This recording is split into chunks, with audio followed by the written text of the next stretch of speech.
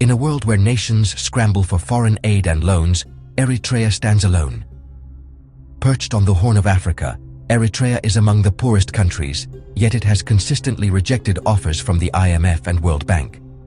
Why would a nation in such need turn its back on what seems like a lifeline? The logic appears simple. If your people are poor and your economy is struggling, you accept help. But Eritrea's leaders saw not a gift, but a trap. Aid as a new form of control, loans as chains.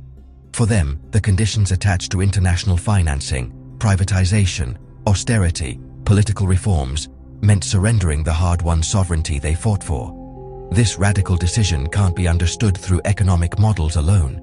It's rooted in Eritrea's history of struggle, sacrifice, and a relentless desire for true independence. The policy of self-reliance is not a passing whim. It's the core philosophy of the Eritrean state since independence in 1993.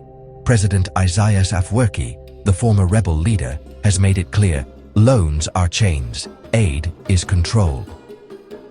For Eritrea, sovereignty is non-negotiable, even if it means walking a lonely, difficult road.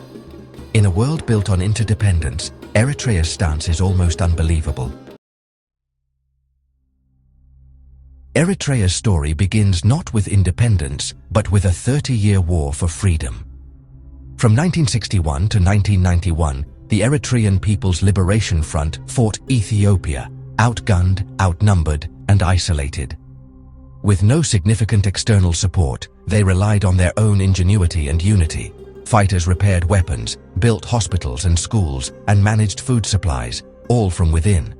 This wasn't a choice, but a necessity for survival. The war forged a culture of self-sufficiency and collective effort that became the DNA of the future nation. When victory came, the EPLF brought this spirit of independence into government. The world, which had ignored their struggle, suddenly offered help. But Eritrea's leaders were skeptical. They had won freedom alone. Why trust outsiders now? The memory of abandonment was fresh, and the belief in self-reliance stronger than ever. This history explains Eritrea's later decisions. True sovereignty was non-negotiable. The war's lessons, about the price of foreign support and the value of unity, became national ideology. Eritrea's will was forged in hardship, and it would shape every choice to come. The world's offers of aid were met with suspicion, not gratitude. After independence in 1993, Eritrea's future looked bright. The IMF and World Bank arrived with promises of billions in loans and aid. For most nations, this would be a dream, but Eritrea refused. The government saw not help, but neo-colonial control. Loans came with demands: privatize industries, cut public spending, devalue the currency. To Eritrea's leaders, these were not economic policies, but threats to sovereignty. They feared losing control over their country and selling national assets to foreign interests. The rejection shocked the world. Few nations had ever said no. Eritrea chose the pain of self-reliance over the poison of conditional aid, determined to avoid the cycle of dependency seen elsewhere in Africa. This decision would define Eritrea for decades. With foreign aid off the table, Eritrea turned inward.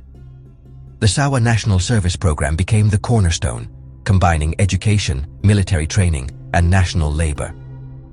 Young Eritreans built roads, dams, and schools, extending services to every corner of the country. The government framed this as patriotic duty, a continuation of the liberation struggle. Another pillar, the Eritrean diaspora. Hundreds of thousands abroad send remittances and pay a voluntary 2% tax, providing vital foreign currency. These funds, estimated at $300 million annually, help pay for essential imports without loans. Domestic labor and diaspora funding form the backbone of Eritrea's economic experiment. The focus: food, self-sufficiency, basic infrastructure, education, and healthcare. By controlling its own resources and labor, Eritrea pursues development on its own terms. Some social gains, like improved literacy and public health, are cited as proof the model can work. But the system's sustainability remains in question. Eritrea's self-reliance has come at a steep price. Rejecting foreign investment has left the economy starved of capital and jobs. Infrastructure lags behind neighbors, and technology is scarce. Persistent poverty and limited opportunity have fueled a mass exodus of youth. For many, national service is indefinite forced labor, prompting thousands to risk dangerous journeys abroad. The brain drain robs Eritrea of its future. Politically, self-reliance has justified total state control and repression. The constitution remains unimplemented, dissent is crushed, and independent media silenced. International sanctions and isolation have deepened economic stagnation. The dream of self-sufficient prosperity seems ever more distant. Eritrea's story splits into two realities. Supporters see a beacon of hope, debt-free, stable, and proud. They point to achievements in health and education and a sense of unity rare in the region. For them, hardship is a temporary price for true independence. Critics, including human rights groups and exiles, see a repressive regime hiding behind self-reliance. They argue the policy has led to poverty, isolation, and suffering. National service is seen as forced labor, not patriotic duty. The exodus of refugees is the ultimate indictment. If life is so dignified, why are so many fleeing? For critics, Eritrea is a cautionary tale of how noble ideals can justify tyranny. The debate over Eritrea's path remains fiercely contested. Eritrea's choice stands out in Africa. Most nations embraced foreign loans and aid, hoping for rapid development.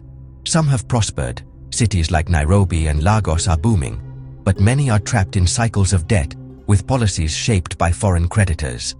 Structural adjustments have led to unrest and compromised sovereignty. Eritrea, by contrast, has no foreign debt and answers to no one but itself. Its poverty is uniform, but so is its autonomy. The trade-off is stark engagement and growth versus autonomy and stagnation. Is it better to be a poor master of your own house or a wealthier tenant? Ethiopia and Rwanda chose growth with debt. Eritrea chose autonomy with hardship. Neither path is perfect. Eritrea's experiment forces Africa to confront the true meaning of independence. It is a real-world case study of the road not taken. Today, Eritrea stands at a crossroads. 3 decades of self-reliance have preserved sovereignty, but at a high human and economic cost. The indefinite national service program has driven youth to flee, and the economy struggles to advance. The government has shown only minor flexibility, and its aging leadership faces an uncertain future. Will the next generation continue this path or embrace the global system? Eritrea's story is a powerful critique of the dominant development model. It raises tough questions about aid, power, and freedom. The government gambled on building a just society on its own terms. History will judge whether Eritrea's stand was visionary or tragic. For now, Eritrea remains a puzzle, a nation determined to walk alone, no matter the cost. The world watches, waits, and wonders if the gamble will ever pay off.